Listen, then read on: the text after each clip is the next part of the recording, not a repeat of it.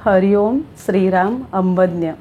मी सुचिता विरार सुनील धुमाळ, विरार पूर्व उपासना केंद्र माझा.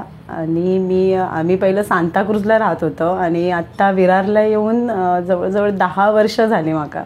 आणि आम्ही उपासना केंद्रात आता दर शनिवारी बापूंच्या जातो.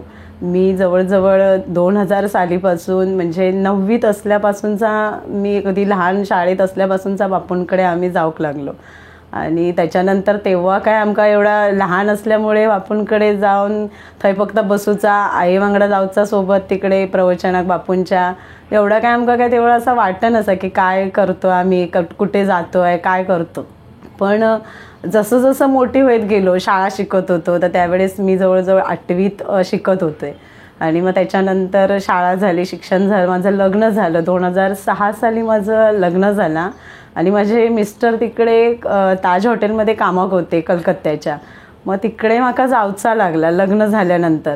मग तिकडे जावचा म्हटल्यानंतर थंय माका जाऊन आता मी कसा तिकडे रवान, मी काय करू, कोणी पाहुणा पाय नाही, काय नाही, आजूबाजूची लोक ओळखीची नाही, भाषा वेगळी, सगळ्याच वेगळा. आणि मग थंय काहीच जमवचं नाही. म्हणजे मी थंय जाऊन अगदी मिस्टर कामाक जायचे आणि मी घरातच अगदी दिवसभर जेलमध्ये बसल्यासारखाच अगदी थंय असा राहायचा.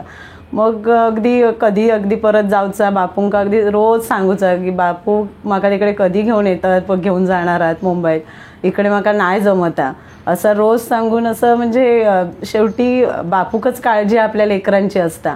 आणि तिकडेच मी प्रेग्नंट होते आणि ती अशी वेळ असता की एकदम आपल्याबरोबर आपली आई असता. तिकडे माझ्याबरोबर असं कोणच नव्हतं. म्हणजे जेवढा फोनवर बोलणार तेवढंच मी माझं काय असं दुखता काय होतं असं तेवढं सांगूचं. आणि पहिलीच वेळ असल्यामुळं माका कायच एवढं काय तिकडे समजलं नाही. म्हणजे डॉक्टरकडे तेवढा जाऊचा. एक नॉर्मल भाषा माका हिंदी येत होती, बाकीची बंगाली भाषा काय माका तिकडची एवढी समजलं नाही. पण तरी पण मी होतो म्हणजे थोडंफार सवय करून घेतली होती, थोडंफार माहिती होता. म्हणून असं करता करता एक शेवटी आपली डिलेव्हरीची वेळ माझी आली. आणि रुटीन चेकिंग आठवड्याभराचा माझा चालू होता. आठवड्यान तिकडे जाऊचा लागायचा डॉक्टरांकडे. आणि मी शेवटी भीती पण तेवढीच वाटत होती. पण माझ्यासोबत माझा बापू असा म्हणून मला काहीच वाटत नव्हतं. मला अजिबात कसली चिंता नव्हती. अगदी मी कुठलाही प्रसंग माझ्यावर इला तरी मी त्याच्या सामोरा अगदी जाणार माझ्या बापूंसोबत, असा मला रोज वाटायचं. आणि अचानक शेवटी तेच वेळ आली शेवटी की महाशिवरात्रीची वेळ होती आणि माझी तारीख दिलेली होती डिलिव्हरीची. आणि डॉक्टरांनी रुटीन चेकिंगला बोलवलं नाही होता. आणि मी तसा गेले नॉर्मल, मग काहीच त्रास नव्हता, काय नव्हता. आणि रुटीन चेकिंगला मी महाशिवरात्रीच्या दिवशी तिकडे गेलो आम्ही दोघं पण. आणि चेकिंग केली डॉक्टरांनी केलं. आणि मला चेकिंग केल्याने की त्यांनी विचारलं आणि त्यांच्या माहितीप्रमाणे की बाळ पोटात फिरतं का, म्हणजे तुका जाणवता का असं काय. तर मी सांगितलं 1-2 दिवस झाले मला कायच असं जाणवं नाही की म्हणजे फिरताय असं काय, असं वाटत नाही. मी आपलं त्यांना असं सांगून टाकले, पहिलीच वेळ काहीच माहीत नाही त्याच्यामुळे मी आपलं पटकन बोलून टाकले. मग माहीत नाही आता ते डॉक्टरांनाच सगळी डॉक्टरांचं ते माहिती असतं. त्यांनी इमर्जन्सी सांगितलं, नाही आता तुमका ॲडमिट होचा लागत आणि बाळाची काय तुम्हाला काहीच हालचाल जाणवत नाही.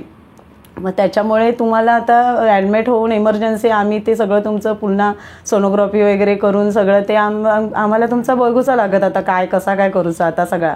तर मग एकदमच आमच्या पायाखालची जमीन सरकली अचानक असं डॉक्टरांनी सांगितलं. आणि आमची तिकडे कोण पाहुणी नाही, कोणी तिकडे नाही. त्याच्यामुळे मग आम्ही घरी आलो, माझे मिस्टर आणि मी.